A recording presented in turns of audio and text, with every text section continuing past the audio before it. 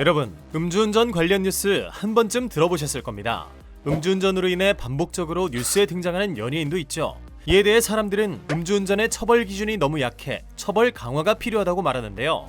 2018년 12월 음주운전 처벌을 강화하기 위한 윤창호법이 시행되었습니다. 그런데 최근 헌법재판소에서 이 법의 일부 내용에 대해 위헌이라 결정했다고 합니다. 과연 헌법재판소가 위헌 결정을 내리게 된 이유가 무엇일까요? 오늘의 법인카드에서는 윤창호법이 무엇인지, 위헌 결정이 난 이유는 무엇인지 알아봅시다. 먼저 윤창호법이 생기게 된 계기에 대해 알아볼까요? 2018년 9월 25일 군복무 중 휴가를 나온 한 청년이 횡단보도에 서 있다가 만취 음주운전 차량에 치여 사망하는 사건이 발생했습니다. 고인의 지인들이 음주운전자에 대한 강력한 처벌을 촉구하며 국민청원을 올렸고 많은 국민들이 함께 안타까워하며 뜻을 모았는데요. 청원의 참여 인원은 무려 40만 명이 넘었죠. 이를 계기로 이 사건 피해자의 이름을 따 만들어진 법안이 일명 윤창호법입니다.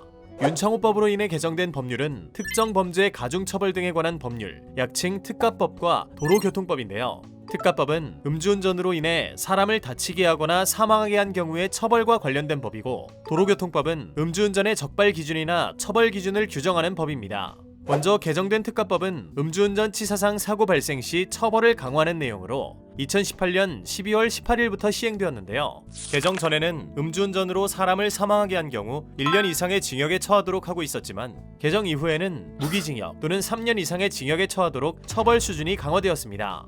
한편 개정된 도로교통법은 음주운전 처벌에 대한 기준을 강화하는 내용인데요. 2019년 6월 25일부터 시행되었습니다. 먼저 음주운전 적발 시에 벌칙 수준이 상향되었는데요.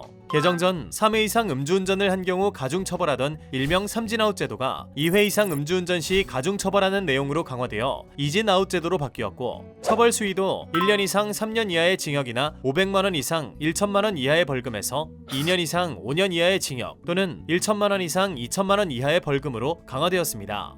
음주운전 적발 기준도 강화되었는데요. 개정 전 운전이 금지되는 음주 기준은 혈중 알코올 농도 0.05% 이상이었는데 개정을 통해 0.03%로 낮아졌습니다. 사람마다 다르겠지만 혈중 알코올 농도 0.03%는 보통 소주 한 잔만 먹어도 나올 수 있는 수치입니다. 즉, 술 한 잔만 해도 절대 운전할 수 없도록 음주운전 기준을 강화했다는 뜻이죠.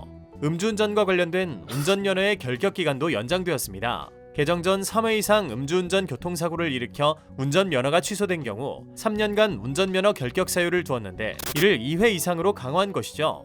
그런데 지난 11월 25일 헌법재판소에서 이 도로교통법 일부가 위헌이라는 결정을 하게 되었습니다.